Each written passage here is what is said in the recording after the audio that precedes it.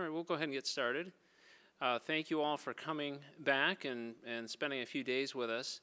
I think we all probably know who each other is by now. And I'm Jeff Gray, Community Development Director for the City of Mount Pleasant.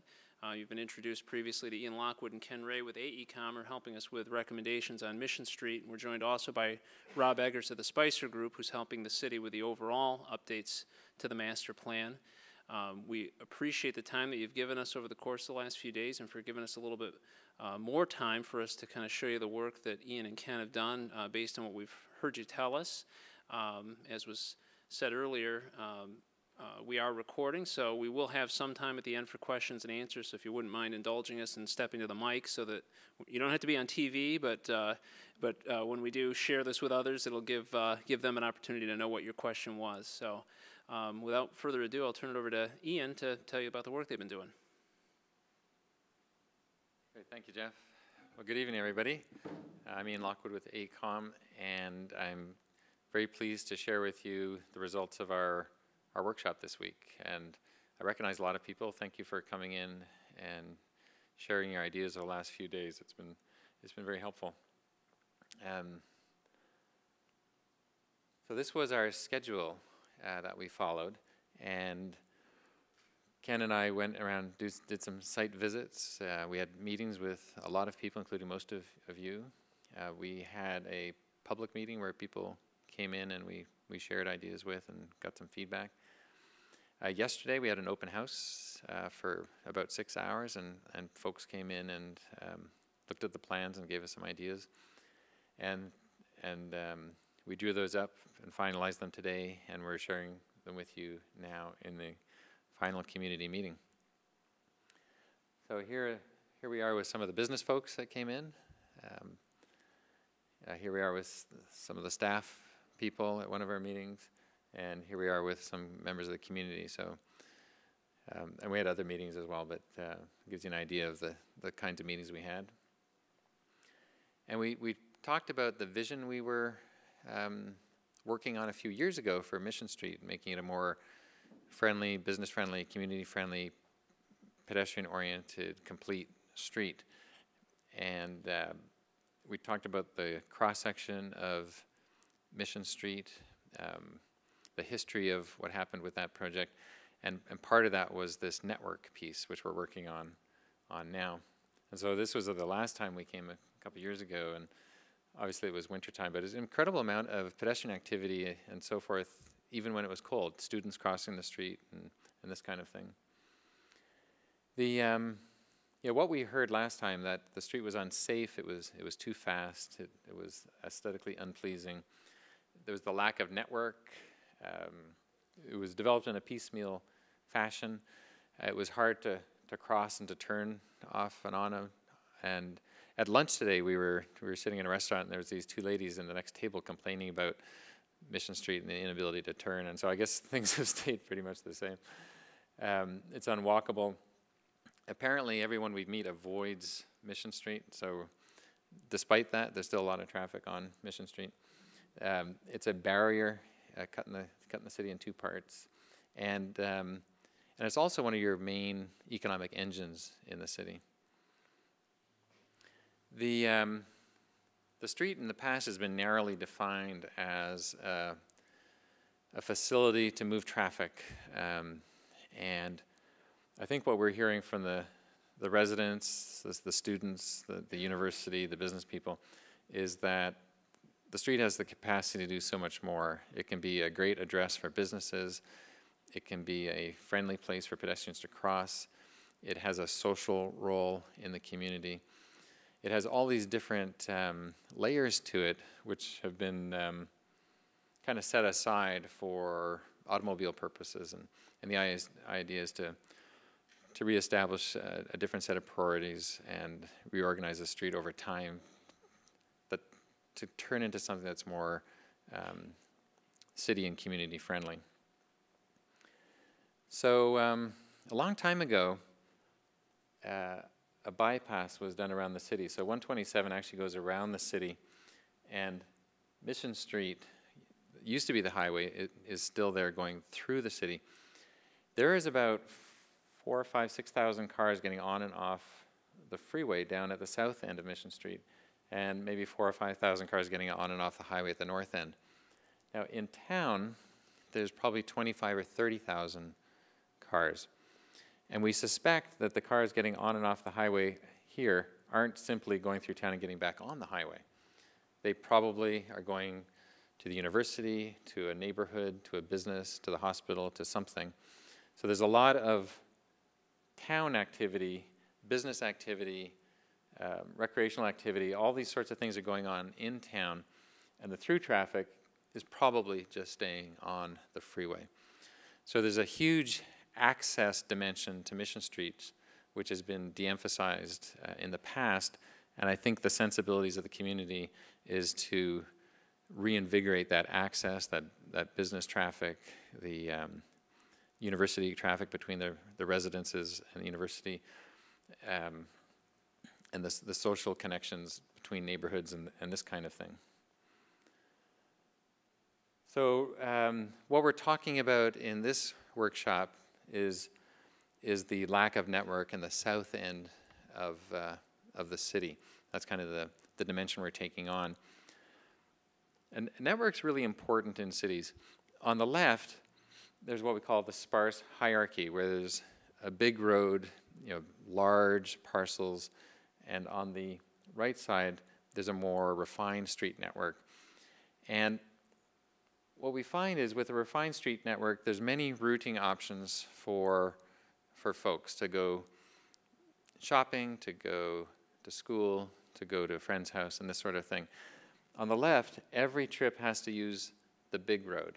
But with the network, there's lots of little routes that people can take, and they don't need to use any big road.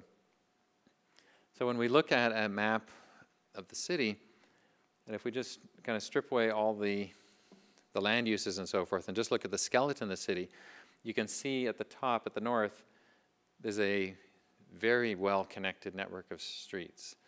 And then towards the south, we have what we call superblocks. And so all the trips are concentrated on just a few streets and a few intersections. And so those intersections tend to be hugely busy and sometimes problematic. And I think we heard from a number of you about when the drugstore was getting constructed just recently, some of the issues that caused because you didn't have a lot of choices. So this was our strategy from a couple years ago to redo the Mission Street area. Safety, access, walkability, and image, those are sort of the four big ideas we had, and those translated into a whole number of changes to the area, the street. And one of them was revisiting the network, and that's what this workshop was all about, helping the locals get to businesses and avoid having to use Mission Street. So there was over the last year or two, the city has taken the initiative to look informally and sort of in an ad hoc manner at a number of connections in the area to help improve the connectivity in the south end of town. And there's a number of them drawn up here on the map. And so we took those as our starting point at the beginning of the week and worked with everybody on those connections, and we actually discovered, with the help of the community, a few more. Now, before we get to the connections part, just a little segment on parking. This is a parking lot over at the university, and we noticed that a lot of folks are backing into their parking spaces. Some of them probably have to for insurance reasons, like the fleet, but some aren't. Just the regular folks are backing into their spaces. And then they've done this, what we call safety parking on some of the streets where you go past the space and you back in. And it seems to be working really well on campus. And I wanted to show this slide just to talk a little bit about dimensions, because you're going to see some dimensions in a moment. These spaces are about 9 feet wide, and about perpendicular to the curb, it's about 16 feet. And minivans and SUVs and cars can all successfully park in those without much trouble at all. And so this is how you do it. There's actually some instructions on little signs on the street. It's just the first half of a parallel parking maneuver. You just go past the space and back in. So it takes about half the length of time it does to parallel park. It's been around a long time, safety parking.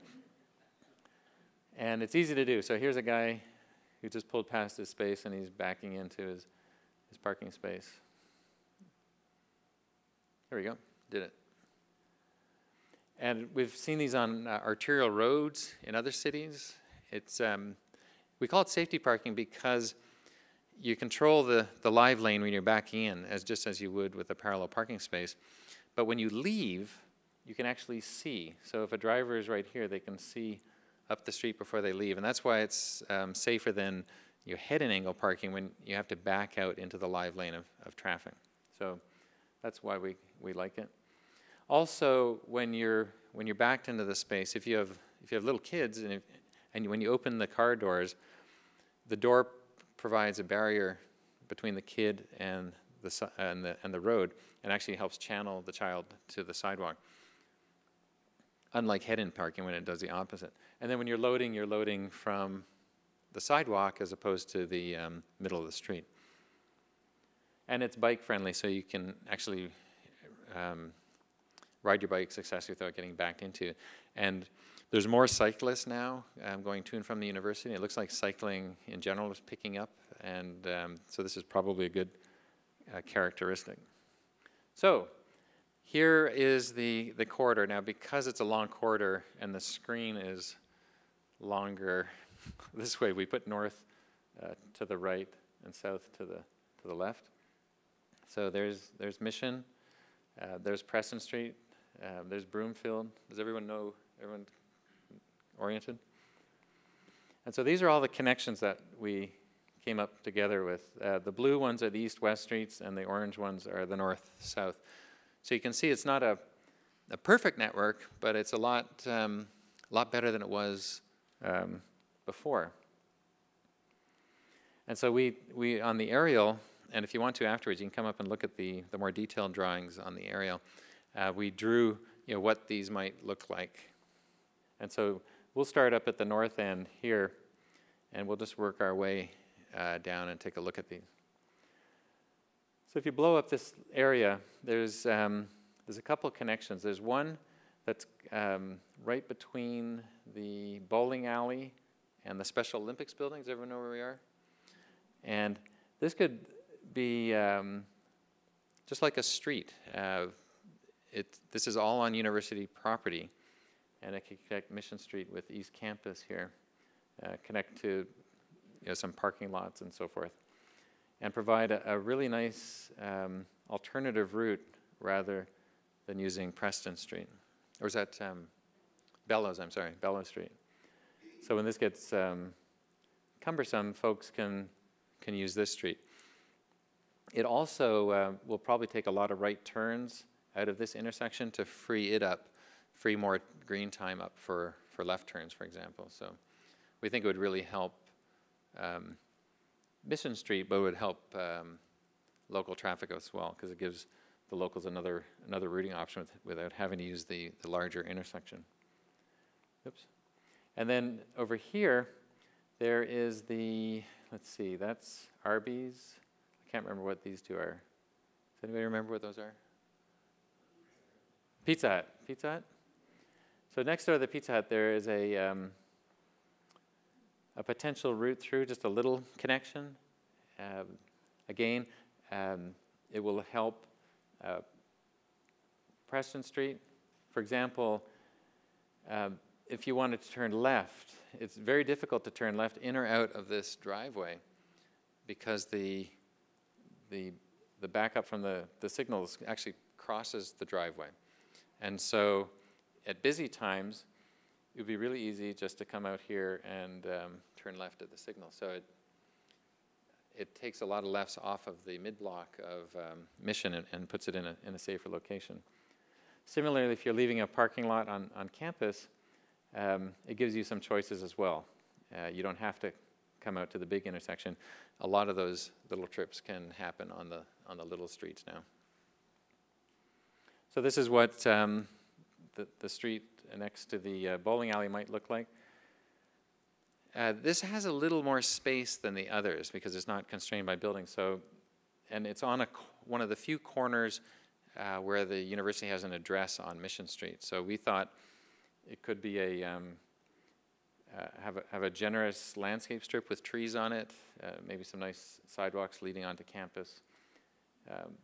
Maybe it's got some bike lanes, so it could look something like that perhaps. Now, just to give you a view of what some of these connections could look like, there's the ability to do cross-access through some of these sites so that there's a larger public benefit to these connections rather than just a couple of the individual properties. And so this is currently blocked right now, but you can see it's really quite easy to make the connection. So this is something that I think the city and the university should look for, before making these new connections, is these cross-access agreements between the private property. What we want to avoid, I think, is another proliferation of driveways up and down Campus Avenue, just like happened on Mission Street historically. Organize the connections nicely and have cross-access arrangements. And then when that happens, if these are connected and there's some cross-access, then we can start to rationalize the number of driveways on Mission Street itself and combine some driveways, which creates a much more walkable street because the pedestrians aren't crossing driveways every 15 or 20 steps. Working our way south a little bit, let's see. This is the Pizza Hut, I believe, or Papa John's, sorry, oops, the competition. And this is a strip mall. What are some of the uses in there? Is it a sports store? Sherwood-Williams, okay, paint store. And there's an opportunity to connect here, and this is something that's actually moved along fairly nicely so far, and there's already a draft plan in place to look at it. This is what we thought might be an option to that. Have a kind of a street running through with the safety parking on both sides. And if we did that, there's actually room for sidewalks, which would be really nice to and from the Campus Avenue. So here's the current idea, to have the street a little further south and then a separate aisle for parking and unparking. But if we were to combine the parking aisle with the street, it gives us actually more space for parking and sidewalks. So we're thinking maybe we get rid of the redundant east-west corridors and get more parking and sidewalks. Now the pizza place has a little drive just on the north side of their building. And that's so that a driver can come in and then get to the parking. But if we're building a drive right here, maybe they could use that instead, if we were to provide a little opening. And, oops, so I get back to my, yeah, right here I should say. So you could just drive in here and then go to the pizza place. And that frees up this space for something else. And the something else that we thought might be a good idea is a sidewalk. So you've already got a way to drive your car east-west, so maybe we should provide a place for people to walk east-west. Moving south a little more, this is the grocery store. Let's see, that is the communications building for the university. Let's see, what are some other landmarks? That is the barbecue place, Buffalo Wings. So the first idea is to make a connection next to the grocery store. The second idea is to make a connection just to the north of the Buffalo Wings. Now there is also a plan kind of emerging, getting negotiated past the grocery store. And it has a conception of a street separated from the parking, but we drew it as one kind of larger parking aisle because they have a lot of truck maneuvering back here. And so it gets a little tight if you try and get two facilities in that tight space. So they could bring their trucks and do their loading, and they actually store some of their trucks at the back, so we we enlarged that parking area to facilitate the storage of their larger vehicles. And then made an opening onto Campus Avenue. And then there's a whole series of cross-access agreements that could be made so that there's a public benefit to this whole area. Similarly, down by the restaurant and the communications building, there's a potential connection east-west here and a series of cross-access agreements that could be made in the north-south direction. So this is what a typical connection would look like in this area. So a 24-foot connection, then 90-degree parking on the sides. This is the current imagination of what could happen by the grocery store. You can see the separate parking area and then the drive aisle. But notice there's no parking on this drive aisle. And what we did is we combined the two drive aisles and put a parking on both sides. It gets a little more parking in total, and it creates a bigger maneuvering area and removes like two little intersections off the site plan, which could simplify things nicely, we think. So looking to the west from this location, it looks something like that. So the connection would just happen down here where those trailers are currently located, and those trailers would be relocated over to here, which on our plan is right up there.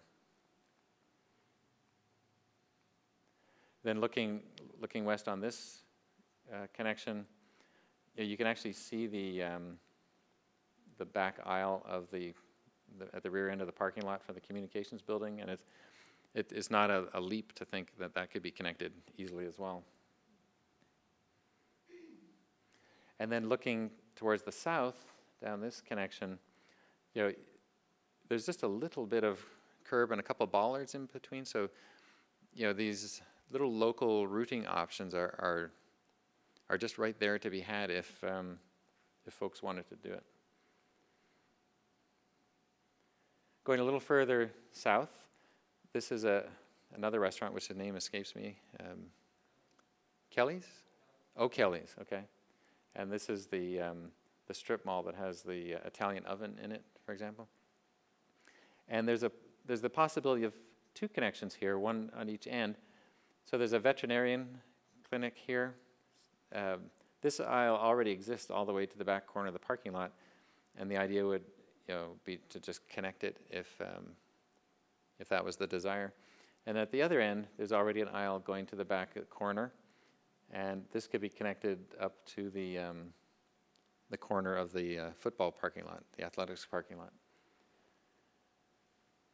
There could also be a connection between the restaurant behind the vet clinic to the strip mall, and so that's that connection, and it's almost there already. Just reorganize a couple of dumpsters and so forth, and it's practically made already. Looking across from the south end of the strip mall, and there's Campus Drive right there.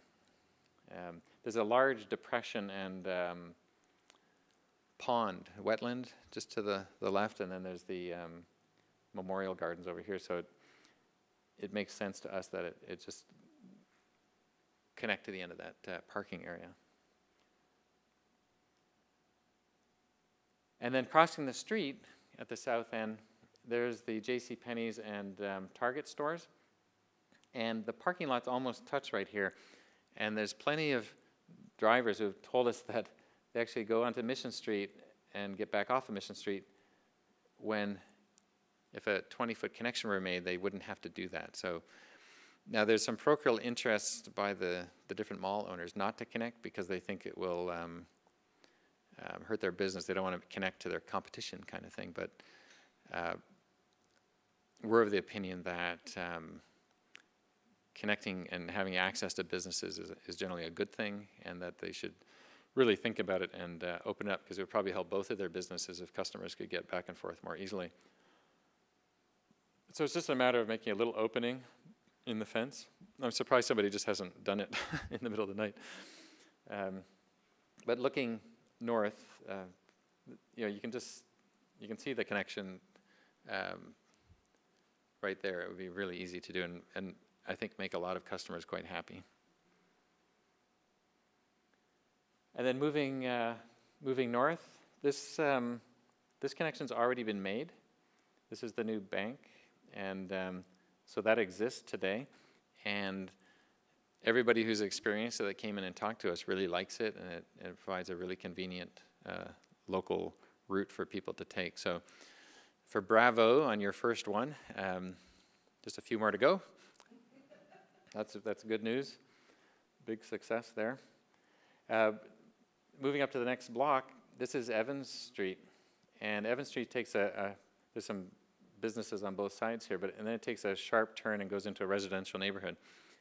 And what we were thinking here is that Evans Street could be extended and connect to the mall property, which is under construction. If you look out there now, it's all dug up.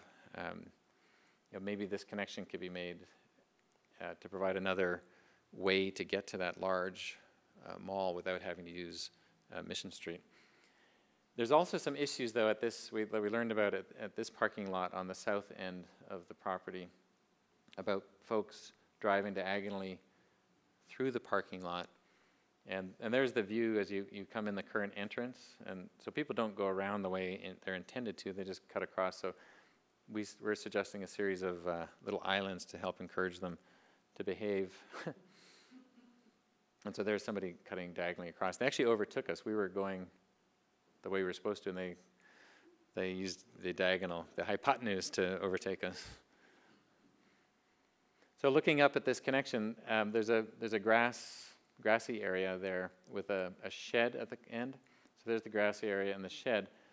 If that shed were relocated just a little bit to the east, a connection could be made right through there, which I think would help everybody in the neighborhood and who wants to go to that shopping mall. And then, so this is under construction, and so there will be a connection all the way for the rest of that block. So there's just that little piece at the south end that's missing. This is another block further north, and there's an empty property right here that is being looked at for redevelopment right now, and they're contemplating a connection along the back, just in with the same ideas, the ones we've just discussed, to connect these two side streets together. Then moving up another block, there's already a connection here, except it doesn't go all the way through. This is behind the Salvation Army. You can actually make donations back here. And this could be just a simple lane. Most of it already exists, and it just needs to be connected to the two side streets. So at the south end, if we were to look up there, we just need to go from the street over that grass, and we've got our connection in place. At the other end, there's this, it looks like it used to connect, but it could be connected again quite readily. So these are the four street types or connection types that we came up with. The lane with 60-degree safety parking, the aisle with 90-degree parking, and the street. So there's a little palette of connection types. So with that, there may be some more connections. We couldn't see them, but over time you might discover some more. But with that, I think your south end will be much more connected than it is, and it'll help Mission Street, and it will help your community make their little trips without having to go onto Mission Street, reducing turning movement on and off Mission Street dramatically, and relieving some of those already busy intersections, those few busy intersections. So the next steps is to pass a resolution at the city generally supporting connections. I wouldn't go into huge specifics because you might come up with different types and different locations and so forth, but generally supporting connections would be a good idea.